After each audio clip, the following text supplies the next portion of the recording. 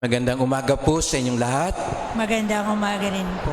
Ngayon po ay kaapat na linggo ng Kwaresma at ito'y tinatawag po nating Laetare Sunday, linggo rin ng kagalakan.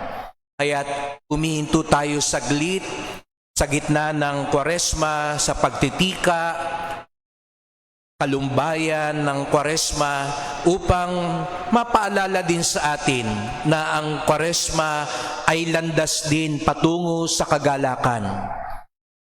Kaya't napansin niyo po ang suot namin ni Reverend ay rosas o pink, no? Pati ang choir naka-pink din, no?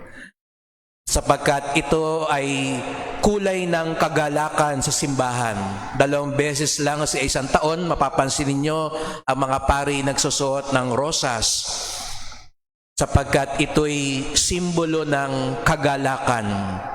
Time out muna sa kaseryosohan nga ng Kwaresma upang ipaalala sa atin ang daan ng krus ay hindi naman daan lang ng kapighatian at kalungkutan, kung hindi dahil ito'y daan ng kaligtasan, ito rin ay daan ng kagalakan.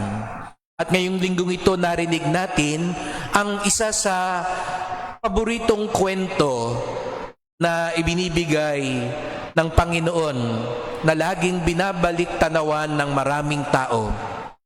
Maraming pwedeng pamagat. The parable of the prodigal son. Ang sabi ng iba, the parable of the merciful father. Ang talinghaga ng maawaing ama o ang talinghaga ng alibughang anak. Pwede rin natin itong pamagatan ang talinghaga ng dalawang malungkot na anak. Yamang pinag-uusapan natin ang kagalakan, tingnan natin, itong dalawang anak sa totoo lang ay parehong malungkot sapagkat mayroon silang maling akala kung saan matatagpuan ang kagalakan sa buhay.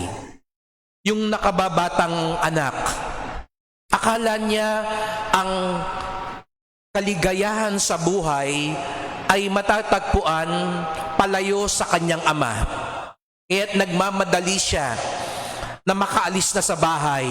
Gusto na niyang maglayas. Pero hindi na niya gusto maglayas. Gusto rin niyang kunin na yung mana niya. Kaya't para sa batang ito, sa anak na ito, magiging masaya ako kung marami akong pera. Magiging masaya ako kung magsasarili ako. Magiging masaya ako kung lalayo na ako sa ama ko. Kaya nga ganun ang kanyang ginawa. Hiningi niya yung kanyang mana. Buhay pa ang kanyang tatay. Para bagang gusto niyang sabihin, hindi ko na antahing mamatay ka. Akin na ang mana. At umalis siya sa bahay. Para bagang sinasabi niya, wala na akong pakialam sa pamilya ko.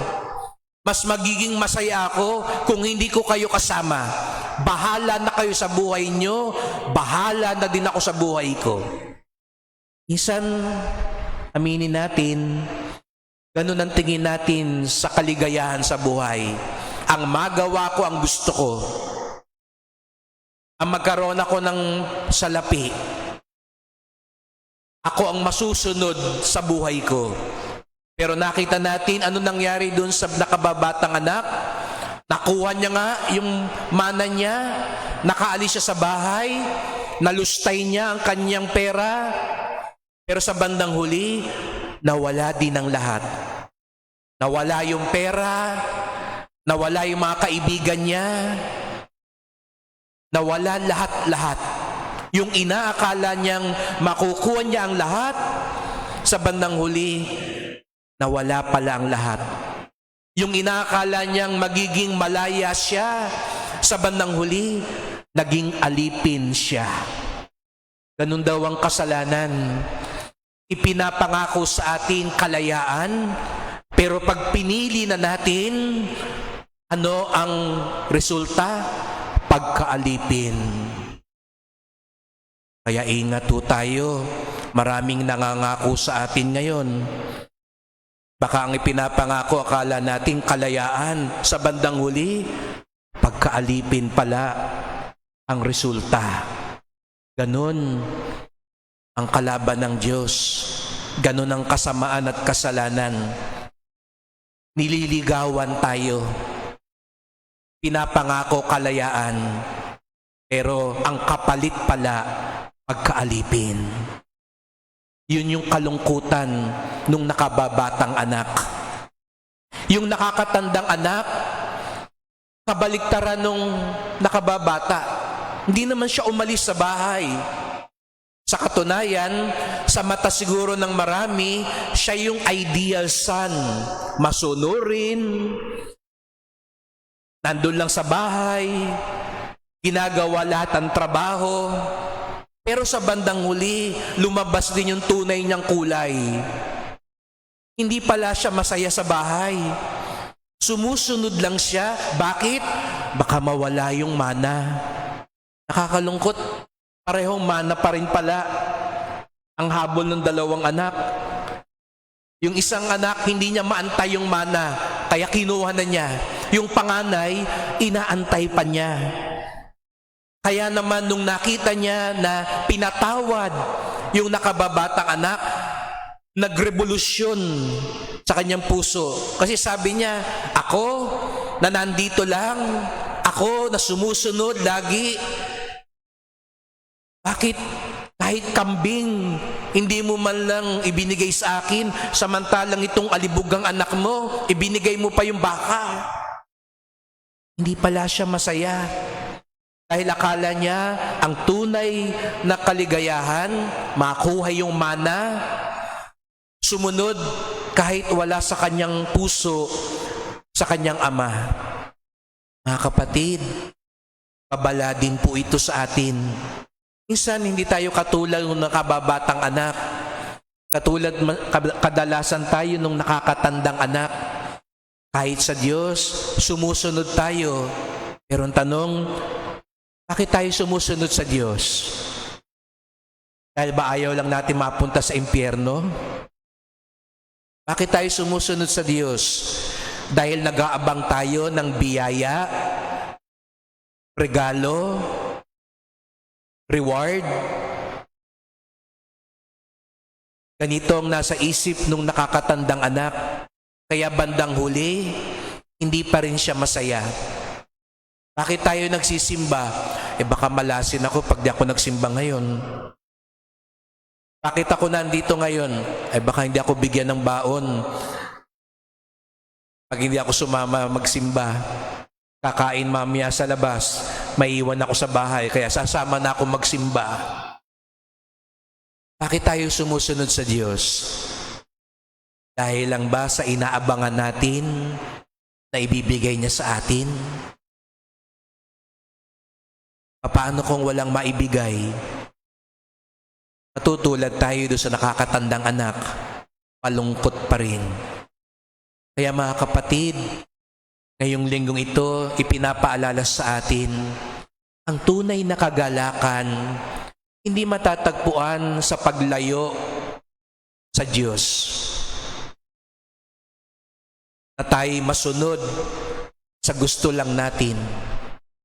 Hindi rin daw matatagpuan ng tunay na kaligayahan sa pagsunod sa Diyos nang wala rin naman ang puso't kalooban natin. Ang tunay na kagalakan ay ang tunay na pag-uwi sa tahanan ng Ama. Kaya mapapansin nyo sa bandang huli, yung nakakatandang anak, ayaw pumasok sa bahay. Masama pa rin ang loob. Dahil hindi niya matanggap ang awa, pagmamahal at grasya ng Diyos. Kung gusto raw natin tunay na magalak sa buhay, sikapin nating unawain at tanggapin ang pagmamahal ng Diyos. Sikapin nating tanggapin at unawain ang awa at grasya ng Diyos. Sapagkat dito lang natin lubos na matatagpuan ng kagalakan. Ang Diyos na maawain sa mga alibugang anak. Ang Diyos na tunay na mapagmahal kahit sa mga matitigas na ulong mga anak. Ang Diyos na nagpapasensya sa mga anak na sumusunod pero wala naman palang pagmamahal. Kaya't sa pagpapatuloy ng ating paglalakbay ngayong Kwaresma, tanungin natin, ano ba ang tingin natin talaga sa Diyos? Siya ba yung Ama na sa tingin natin ang hirap sundin? Kaya hindi tayo masaya pag sumusunod tayo sa Diyos? Kung tingin din natin sa Diyos, siya yung malupit na Diyos na pag hindi tayo sumunod, mahihirapan tayo kaya sunod na lang tayo sa Kanya. Hindi po sana ganon ang ating maging tingin sa Diyos. Kung sumusunod man tayo sa Kanya, ito'y dahil alam natin gaano niya tayo kamahal. Kung nananahan tayo sa Kanya, hindi dahil nag-aabang tayo sa ibibigay niya, sapagkat alam natin anuman ang ibigay ng Diyos ay grasya pa din para sa atin. Nawa, matagpuan natin ang tunay na kagalakan, ang tunay na pag-uwi sa puso ng Diyos, ang tunay na pagtanggap at pangunawa sa pag-ibig, awa at grasya ng Diyos Ama. Amen.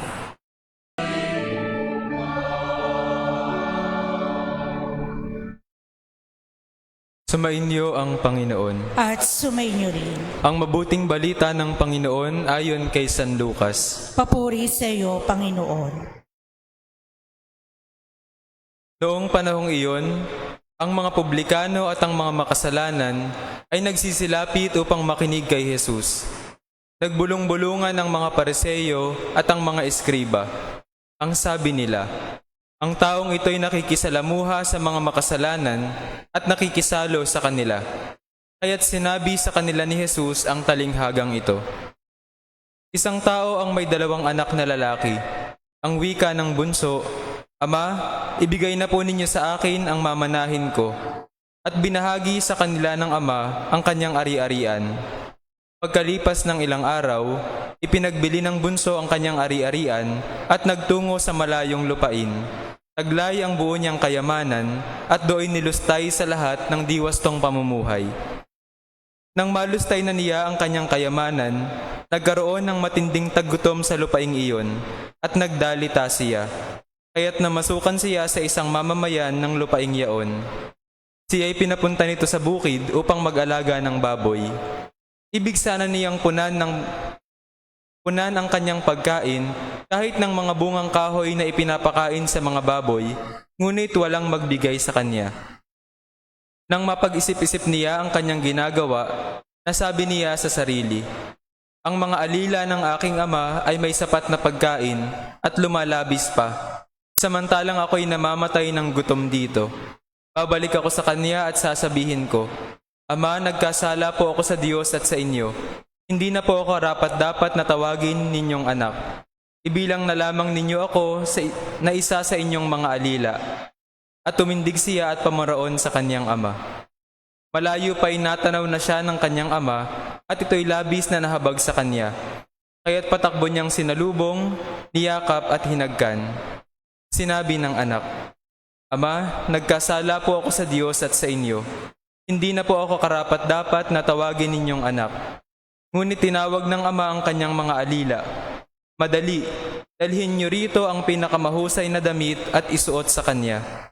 Suotan siya ng singsing at panyapak.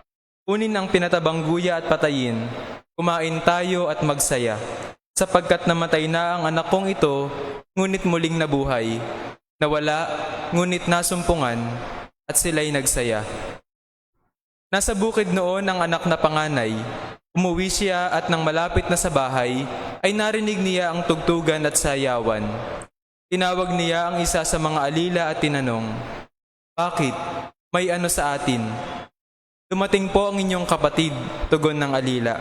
Ipinapatay ng inyong ama ang pinatabang guya, sapagkat nagbalik siyang buhay at walang sakit. Nagalit ang panganay at ayaw nitong pumasok sa bahay, kaya't lumabas ang kanyang ama at inamo-amo siya. Ngunit sinabi nito, "Pinaglingkuran ko po kayo sa loob ng maraming taon, at kailanmay hindi ko kayo sinuway. Ngunit ni minsay hindi ninyo ako binigyan ng kahit isang bisirong kambing para magkatuwaan kami ng aking mga kaibigan. Subalit nang dumating ang anak ninyong lumustay ng inyong kabuhayan sa masasamang babae, ipinagpatay pa ninyo ng pinatabang guya." Sumagot ang ama, "Anak, lagi kitang kapiling. Ang lahat ng ari-arian ko'y sa iyo. Ngunit dapat tayong magsaya at magalak sapagkat namatay na ang kapatid mo, ngunit muling nabuhay. Nawala, ngunit nasumpungan." Ang mabuting balita ng Panginoon. Pinupuri ka namin, Panginoong Hesukristo.